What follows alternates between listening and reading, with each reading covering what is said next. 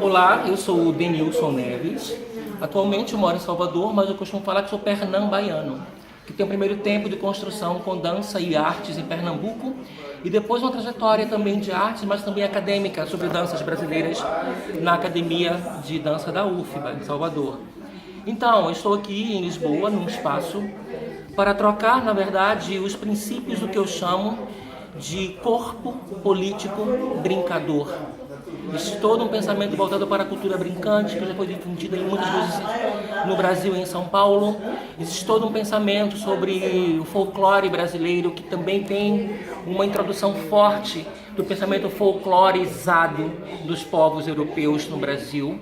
E a gente vem trabalhando hoje numa inclusão de multirreferencialidades. A gente está pensando um pouquinho mais, o que está, na verdade, com o que as pessoas chamam de cultura, do que a gente está chamando de cultura, não é, de interculturalidades. Mas a gente está discutindo aqui, não que está dentro ou fora, ou que está entre, mas uma possibilidade de repensar esses conceitos a partir da alteridade. Que encontros são esses? Então, nesse sentido, o que a gente vem chamar hoje de danças populares, não só no Brasil, mas um pensamento latino-americano, na verdade, é de um pensador que vem toda uma construção científica de pensamento e de conceitos e de filosofias, que vem ali do Boaventura de Sousa Santos, que vem do Nestor Garcia Canclini, que vem de muitos artistas e filósofos da América Latina toda. E, claro, pensar para além do que a gente chama de folclore. O folclore, na verdade, é um paradigma muito potente, muito latente ainda nos sistemas de educação no Brasil. Ainda também é um dispositivo de controle e de poder de muitas culturas tradicionais, que mantém uma tradição ali fechada e não querem abrir. Então a gente está vivendo um mundo de globalização e dizemos que a gente vai valorizar muito mais o que é que trazemos debaixo da sola dos nossos pés. Nesse sentido, um movimento de devolver pela cultura popular, do que se chama, aliás, não existe nenhuma cultura que não veio do popular. Todas depois que são estudadas, viram culturas eruditas, viram clássicas, mas todas partem desse princípio da cultura popular. Isso é no mundo inteiro. Falar de dança popular tem esse sentido mesmo, político, mas não das políticas partidárias, mas uma política de vida, uma política de afirmação. E nesse contexto vai entrar sim uma discussão étnica, uma discussão racial para as relações sociais que estabelecem, a valorização dos saberes locais de cada região e as possíveis conexões a partir da sua região com o que está ao redor e uma conexão com o mundo. Então, como diz o poeta, quanto mais visitares o passado, mais global tu vais estar. E eu acho que as danças populares têm esse sentido. O outro significado importante desse pensamento, metodologia e experimentação, que eu chamo de metodologia para o corpo brincador, é devolver para a dança uma das suas funções mais significativas, que é a educação de corpo inteiro. A gente ainda tem uma escola modelar que nega o corpo, ou uma escola integral que coloca a criança ali, ou o adulto, ou o jovem, para se movimentar por uma perspectiva da educação física. Mas não seria do treinamento, que também é opressor, ou se tem uma liberdade de pensamento nessas perspectivas. Eu acho que a dança, ela é sim uma área de conhecimento, que ela produz saberes, ela é uma profissão, isso é um labor e um conhecimento. E que isso não se gasta numa encarnação. Por isso falamos tanto de memória, de ancestralidade, do que a gente vem buscando atrás. É um método aberto, mas que ele tem alguns princípios. E eu acho que um dos princípios de filosofia é essa multirreferencialidade, mas que constitui um dos princípios do que nós chamamos de corpo brincador. Que é essa liberdade de se apresentar e se conhecer a partir da sua própria memória de relação de corpo e movimento com a vida. E ou seja, esse movimento em relação ao sistema educativo do Brasil, por exemplo, hoje em dia, encontra muita dificuldade em aceitação ou de entendimento? Como Por é que incrível que pareça, as linguagens de arte, elas estão ainda em algumas escolas do ensino fundamental, ali da infância, ainda tem uma obrigatoriedade.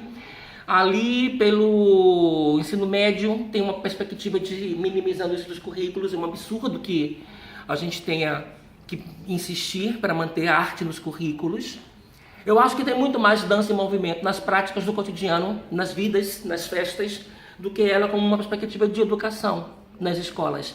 Precisamos muito ainda devolver para as escolas, institucionalmente, a dança como área de conhecimento para a produção do ser sensível. Também porque se quer tirar a dança, as artes, porque é onde está o exercício crítico e racional. É onde a gente constrói uma crítica.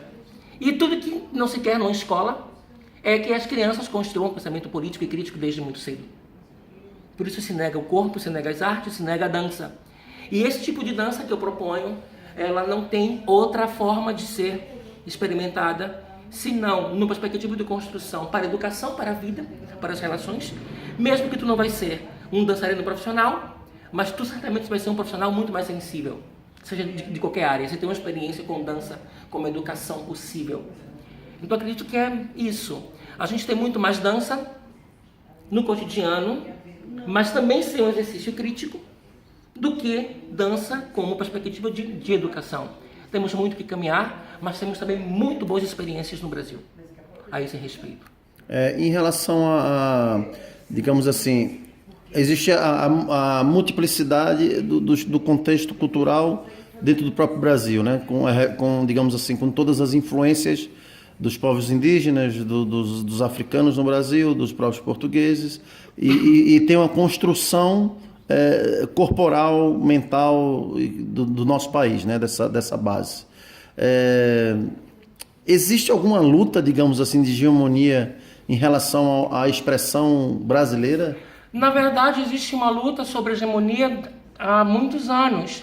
Na verdade, isso foi um projeto de uma perspectiva de uma época de ditadura militar no Brasil. Quando se elege algumas manifestações culturais brasileiras, que são legitimamente uma identidade do povo nacional, e deixa-se de fora, de fato, que seria a cultura da diáspora africana, dos povos indígenas, dos movimentos sociais que brigaram por direitos no Brasil. Isso com dança, corpo, porque eram oprimidos, não podiam falar, mas podiam dançar. A dança sempre foi também um lugar de falar as coisas como metáfora, como movimento social. Todos os movimentos sociais, historicamente no Brasil, tiveram um corpo representativo e a dança está ali junto. Essas questões de étnicos raciais, elas são bem complexas e eu gosto muito disso.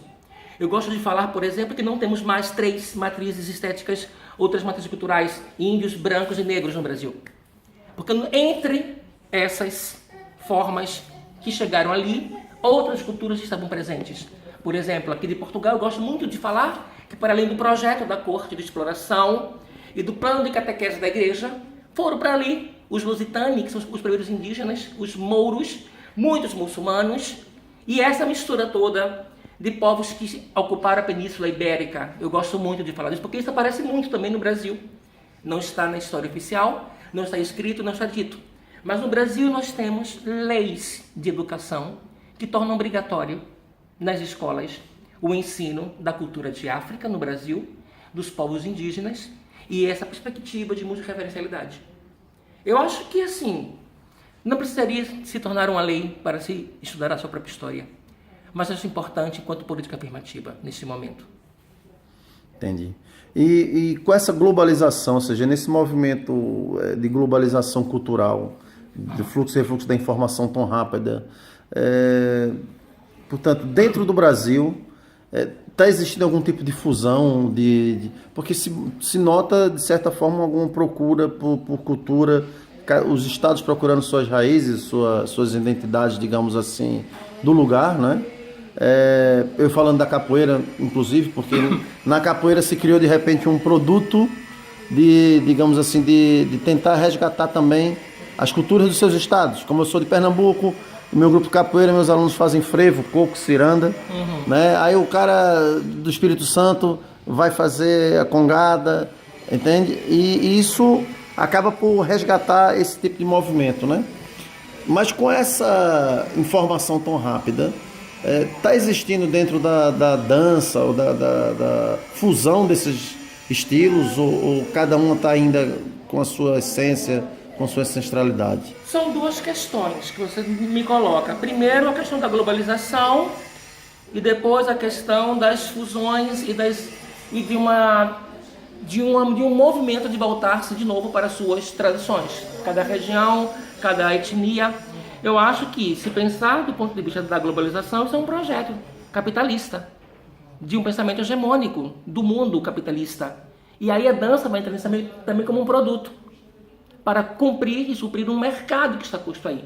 Ok, você pode trabalhar e ganhar dinheiro também, mas isso também não dura muito tempo, porque isso não sustenta, na verdade, o que todo esse movimento de devolver-se a si mesmo, porque ao tempo que você se globaliza, você também se dilui, se perde em movimentos de falsas igualdades.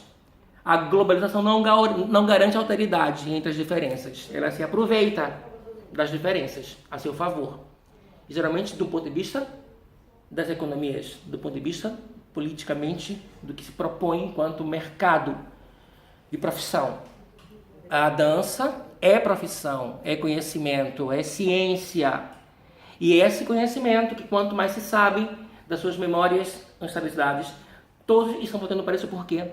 Porque quando você tem uma cultura segura, nenhum projeto de globalização ou de capitalismo ou do que seja, você é capaz de derrubar. Inclusive para garantir esse lugar também de quem produz dança como fins espetaculares e que cada vez mais estão tirando seus brilhos e lantejoulas, os seus vernizes, para mostrar que por trás da espetacularização existe todo um pensamento de consciência humana e de cidadão.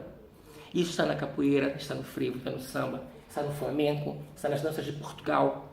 Mas precisa sim voltar a se devolver nessa perspectiva. E é isso que chamamos danças populares do Brasil e não danças folclóricas. Entendi.